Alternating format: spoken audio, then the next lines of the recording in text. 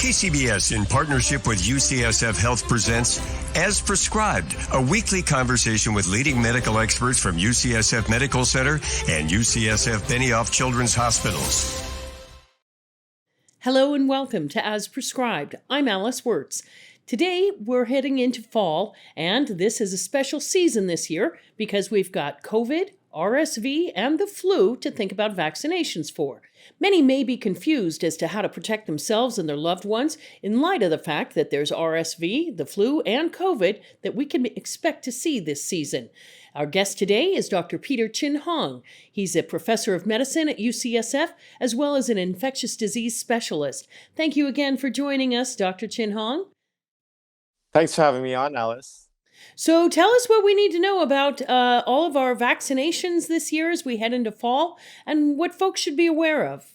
Well, first of all, we should start off with a moment of jubilation because this is the first time ever that we have vaccines for the three biggest respiratory virus killers, COVID, flu, and RSV. But it may be confusing because not everybody is eligible for all of the vaccines. So the first thing to think about is, are you the highest risk? And for COVID and flu, we know that those who are older than 65 are at highest risk. For flu, we also know that babies are at highest risk. And for RSV, it's the same extremes of ages, those over 65 and those who are younger as well, particularly those under 6 months. So the highest risk people generally have the highest urgency of getting the vaccines. Right now, we're seeing a lot of cases of COVID. We expect that to maybe go down a little bit, but all three viruses, COVID, RSV, and influenza, will peak at a higher level in the winter. Are we seeing folks turn up with a combination of COVID and the flu or COVID and RSV? Because influenza is not that high in prevalence right now, we're mainly seeing a lot of COVID cases, and RSV season hasn't really started in full force. As we get more and more influenza and RSV, because COVID is going to continue, we're going to see people come in with probably 2, sometimes 3 infections. There's nothing really stopping someone from getting more than 1 infection, but most people, if you're getting infected, are going to get 1 infection. So when should we get our vaccinations? I know they are just announcing now. They're taking appointments for some of the providers. For myself, should I get mine now or should I wait until the combination flu and COVID vaccination comes out? Well, that's the million-dollar question. The way I think about COVID, first of all, is if you're older than 65, immune compromised of any age, you should probably go ahead and get it right now because you haven't likely gotten a vaccine for more than 6 months since the last booster was unveiled about a year ago in last year's fall. If you're anybody else, I think if you get it anytime before Halloween, your antibodies will probably be optimal for the holiday season, and both for influenza and for COVID.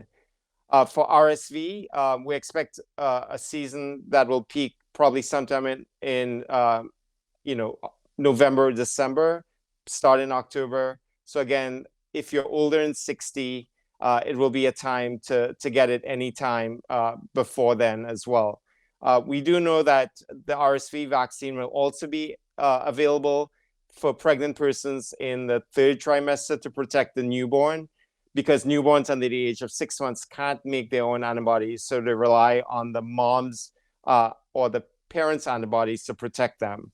There will also be another kind of vaccines. It's kind of a vaccine bonanza for those under 8 months age, and that will be a monoclonal antibody for RSV. So lots of options, but the biggest take-home point, if you're older than 65, immune compromised of any age, or if you're younger in the case of RSV, you're going to be really high priority for these vaccines. Okay. Now, what about current recommendations in regards to social events, masking, transit, social distancing, that sort of thing? What are we expecting this year?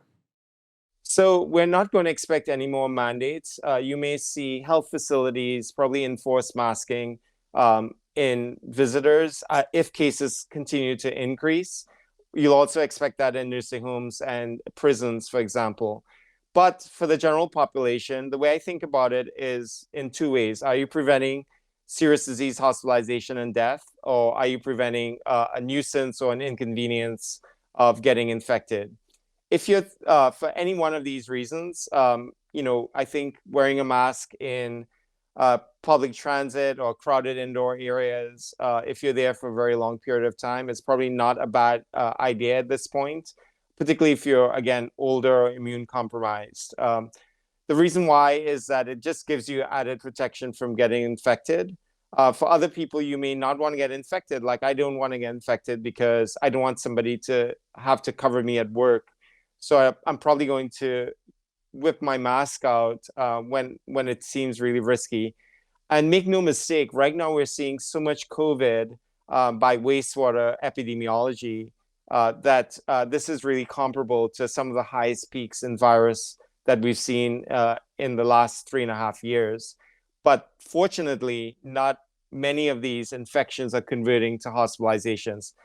However, we're still seeing about 6,000 or so deaths a week, which is way too much. Are those in, how do you characterize those deaths? Are those in high-risk folks, or is it kind of across the board? The deaths are really in those who are older than 75 and some who are immune compromised, but mainly age. And the older you are, the highest the risk of not just hospitalization, but death, particularly those who haven't gotten just a single booster in the last year or so. Yeah, so it sounds like this year it's really important to get vaccinations at the right time, particularly if you're high risk. Any other recommendations you have for us, or what you're expecting to see this season, Dr. Chin Hong? Yeah, so recommendation number one is if you're high risk, again, you have a get out of jail card, and that get out of jail card is making sure you get Paxlovid and making sure you get Paxlovid or early therapies like remdesivir early. So all is not lost if you get infected, not like the old days, but you really need to do that test to know that you're infected early, because time is money when it comes to Paxlovid and therapies like that. Make sure you talk to your healthcare provider, you check drug interactions, and go ahead. The second sort of pearl is that we're really expecting a heavy season of respiratory viruses this year, but we can make an impact by using these vaccinations.